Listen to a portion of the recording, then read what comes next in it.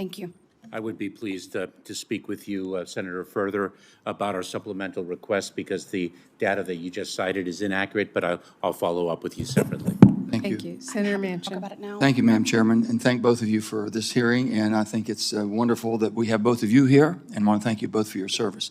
Most difficult subject, as you know. It's been basically a challenge for as long as I've lived, and was cognizant of the immigration problems that we have. So I'm going to put it in layman's terms. I have people asking me, they say, you know, when we go to a football game or I go to a concert, and I'm hoping I can get a ticket and get in, and they tell me, I'm sorry, all the seats are sold.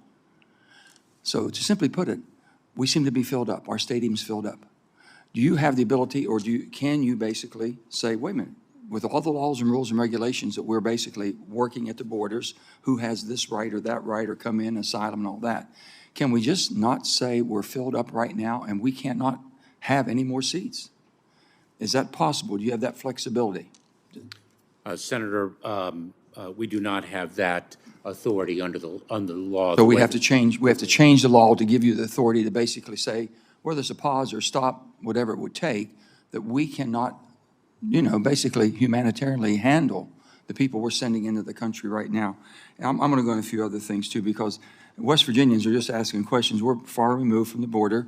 My dear friend Senator Sinema is right on the front line, so we sympathize with all of our frontline senators.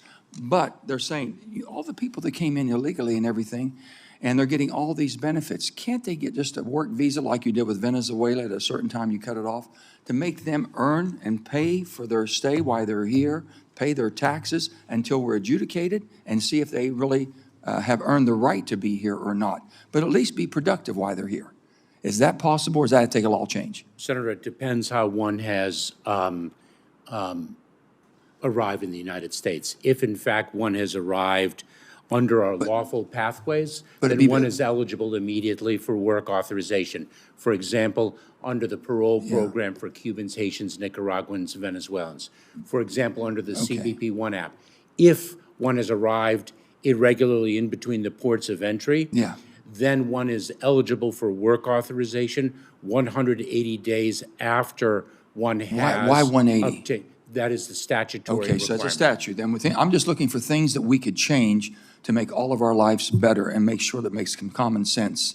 So what we're saying is that there's more of them that have come here looking to get a status that allows them to stay here or not. But I'm understanding that 80 to 90% of the people coming claiming asylum, even though we go through the process and send them somewhere, end up basically not meeting that condition of asylum. And the other thing, one other thing I'll put with it, I'm so sorry. We talk fast as we can. When we call it third party, okay, the third country processing, what they've explained to me, we're playing defense on the 1 yard line. Any way the ball crosses that goal line, that's a touchdown. Now, if we were playing defense on the 20-yard line, that means third party going into those countries, stopping that, making sure we qualify that would make a big difference. Does that take policy change also? We have implemented that policy change within the constraints of a broken system. So we have set up secure mobility offices in various countries as triage centers to see whether individuals could qualify for relief in the United States.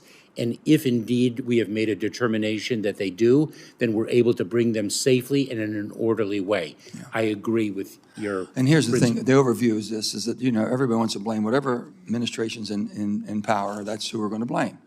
The bottom line is we're trying to fix things, and I know you've been getting beat up pretty good here, but the bottom line is, sir, I got faith in you. I know you have the knowledge. We need that knowledge, and we need to help both Secretary Becerra with all his challenges too, because they go hand in hand, your two jobs. We need you to give us the direction of how we can make sure that this simple changes make a difference. People in my state are very, very red. They're very pro-Trump, okay, and I respect wherever their philosophical beliefs. I've just told them this, you're okay to have your opinion, any opinion you want. You just cannot create your own facts to support that opinion. And I want to make sure they have the facts, and I want to make sure that we have a cure. And if you'll work with us versus just condemning it, we can fix it. And that's what's happening in this country. We're putting policy and politics ahead of the people. The people are the last things in consideration with the basically deals that we're making here or the laws that we're making. 2013, as a piece of legislation that most of us were involved, were here in 2013, was a bipartisan bill. It would have been tremendous. Because of politics in the House, the Republican, John Boehner, our friend, could not put it on the floor or didn't think he could. We don't want that to happen. So these little fixes I'm asking you about, the stadium's full. Sorry, can't come, okay? You're going to have to work if you're here until you're waiting to get adjudicated, okay? You're going to pay for yourself and pay for your taxes. You're going to be productive. We're not going to get handouts. And you're not going to be here 6 months, because I can tell you, if you're getting 6 months of handouts, you'll want another 6 months and another 6 months on top of that. That's what they're telling me. And if I can help you, sir, I am here, and I'll do whatever I can. Thank you both for your service. Thank you. Senator Sinema.